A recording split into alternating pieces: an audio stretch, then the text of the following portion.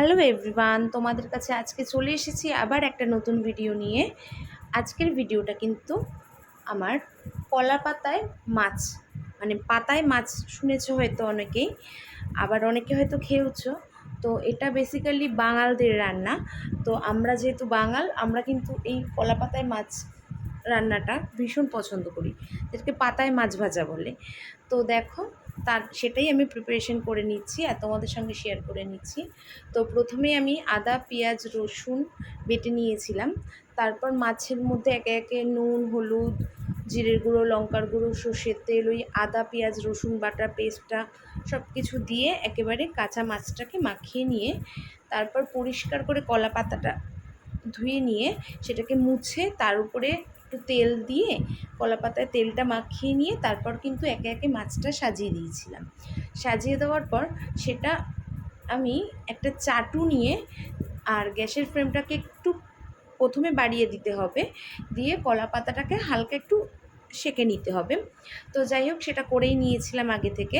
করে নিয়ে আমি কিন্তু সেই পাতার উপরে একে একে মাছগুলো সমস্ত কিছু, ওই যে ম্যারিনেশন করা ছিল সেটা সম্পূর্ণ মশলাটা দিয়ে মাছটা সাজিয়ে নিয়ে চাটু বসিয়ে তার উপরে কিন্তু আমি মাছটা বসিয়ে দিয়েছিলাম। এই রান্নাটা করতে অনেকটা সময় লাগে ঠিকই, কিন্তু খেতে দুর্দান্ত লাগে। মানে সত্যি বলছি, যদি বিশ্বাস না হয় তো আমার মতন আমি যেভাবে করেছি সেম স্টাইলে তোমরা যদি একবার কোনো দিন করে দেখো, আশা করি তোমাদের ভীষণ ভালো লাগবে। আর দেখো, উপর থেকে একটু কাঁচা সর্ষের তেলও দিয়ে দিচ্ছি, যেটা বারে বারেই দিতে হবে। আর গ্যাসের ফ্লেমটাকে একটু কমিয়ে নিচ্ছিলাম।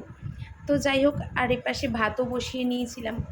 তোমাদের আগেই বললাম যে এই মাছ ভাজাটার সঙ্গে কিন্তু গরম ভাত অসাধারণ লাগে।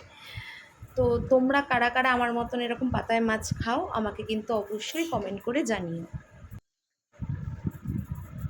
দেখতে দেখতে দেখো, একটা পিঠ কিন্তু হয়ে গেছে, মানে যে পিঠটায় বসিয়েছিলাম মাছটা আর কি, নিচের দিকটা ওটা কিন্তু হয়ে গেছিলো।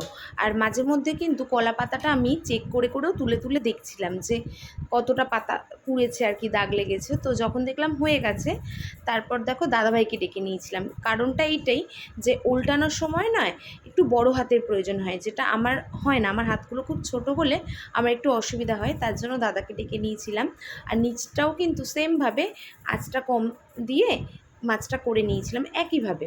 তো দেখো, আমার কিন্তু কলা পাতায় মাছ ভাজা রেডি।